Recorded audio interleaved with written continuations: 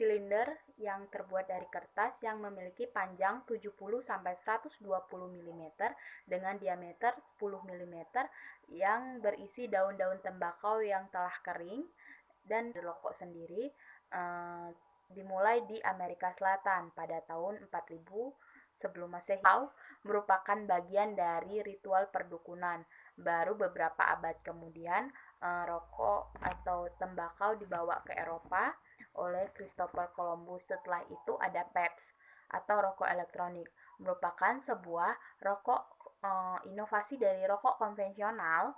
Rokok elektronik diklaim lebih sehat dan tidak menimbulkan bau asap. Rokok ini menggunakan cairan sehingga menghasilkan uap yang langsung masuk ke paru-paru.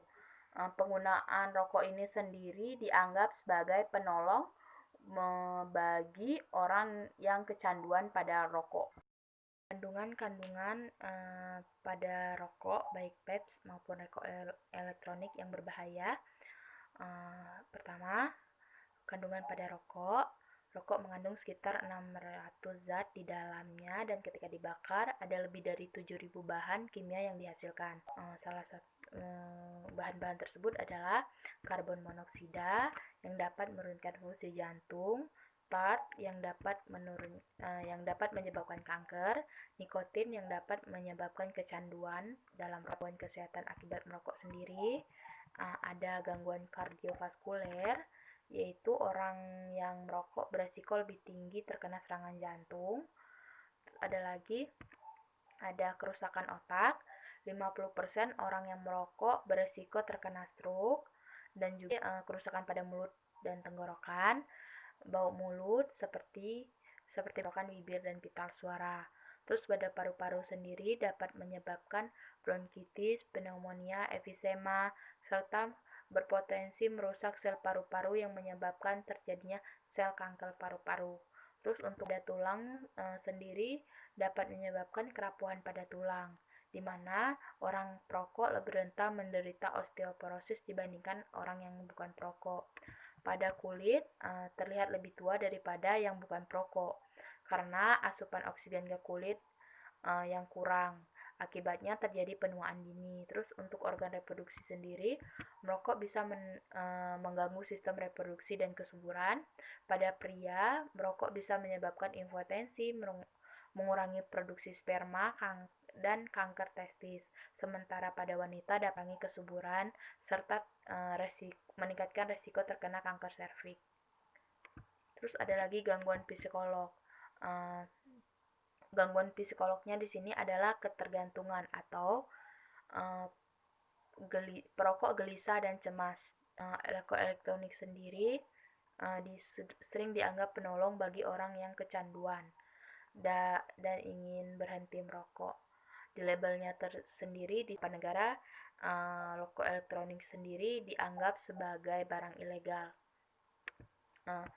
Bahan kimia berbahaya yang berada pada rokok elektronik sendiri adalah nikotin, propiagiloik, gliserin, perasa, dan bahan kimia lainnya. Uap yang dikeluarkan pun bukanlah uap biasa, namun uap PEPS juga berbagai zat biasanya membuat orang ketagihan dan dapat menyebabkan penyakit paru, jantung, hingga kanker.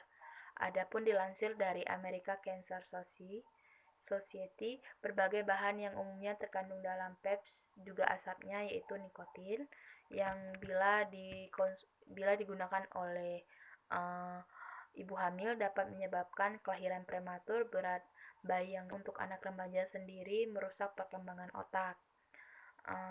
Terus ada lagi POC atau Polytech Organic Compound, yaitu senyawa organik yang mudah menguap, contohnya popilen, glikon, yang menyebabkan iritasi mata, hidung, dan paru-paru serta tenggorokan. POC juga menyebabkan sakit kepala, mual, dan berpotensi merusak hati, ginjal, serta sistem saraf. Terus ada bahan kimia seperti diacetylene, merupakan senyawa yang kerap dikaitkan dengan penyakit paru serius, yaitu paru-paru popcorn atau bronchiolitis obliterans. Terus ada lagi formalin. Zat ini dapat menyebabkan kanker ketika cairan vape terlalu panas. Eh, Senyawa ini berisiko menyebabkan kanker hidung, merusak sistem pencernaan, kulit, dan paru-paru. Akan tetapi, sulit untuk mengetahui secara pasti apa saja bahan kimia yang terdapat pada rokok elektronik di dalamnya. Di Indonesia sendiri, Badan Pengawas Obat dan Makanan memperingatkan masyarakat bahwa rokok elektronik telah beredar di beberapa kota adalah rokok yang ilegal dan tidak aman. Uh, Rokok ini belum diuji klinis oleh karena itu berbahaya. WHO juga menyatakan bahwa produk ini tidak aman dikonsumsi dan merekomendasikan untuk melarang peredarannya.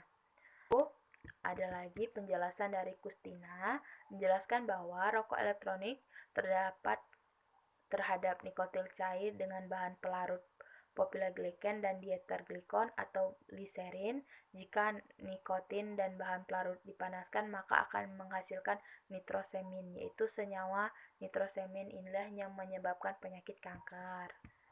Terus ada lagi, rokok elektronik yang berada di Indonesia adalah ilegal dan berbahaya bagi kesehatan.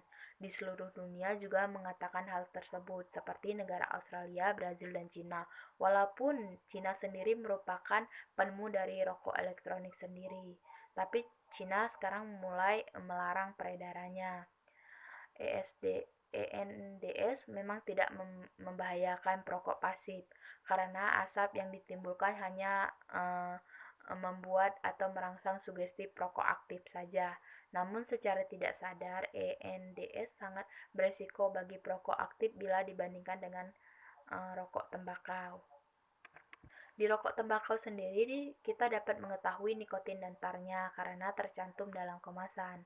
Sedangkan pada vape sendiri tidak tercantum sehingga kandung sehingga produk tersebut dianggap tidak aman. WHO sendiri pada September 2008 telah menyatakan bahwa mereka tidak menyetujui dan tidak mendukung rokok elektronik dikonsumsi sebagai alat untuk berhenti merokok. Dan pada tahun 2012, sebuah penelitian diadakan untuk efek merokok dengan rokok elektronik terhadap fungsi jantung, dan para peneliti ini telah menemukan bahwa rokok elektronik tidak terbukti memiliki efek samping akurat terhadap kesehatan jantung. Akan tetapi, antara vape dan rokok yang mana yang lebih aman? Keduanya sama merisaukan karena perbedaan rokok dan vape hanyalah rokok tradisional yang mengandung tembakau dan vape umumnya tidak. Namun bukan berarti hal tersebut menjadi tolak ukur kita. Karena dalam vape sendiri telah ditemukan bahwa vape dapat menyebabkan dan kerusakan paru serius hanya setelah 1 tahun pengonsumsian. Hal tersebut didapatkan bukti bahwa sekitar 200 pasien yang dirawat di rumah sakit akibat kerusakan paru karena vaping. Jadi, untuk kita semua, ketika orang bertanya manakah yang lebih baik antara vapes dan rokok, maka saya sendiri akan mengatakan lebih baik untuk tidak keduanya dan kita menjauhi keduanya karena keduanya memiliki efek negatif masing-masing. Kan saya akhiri. Sebelumnya saya mohon maaf apabila banyak kesalahan dan kekurangan dalam video ini. Saya akhiri, wabillahi taufiq wal hidayah. Wassalamualaikum warahmatullahi wabarakatuh.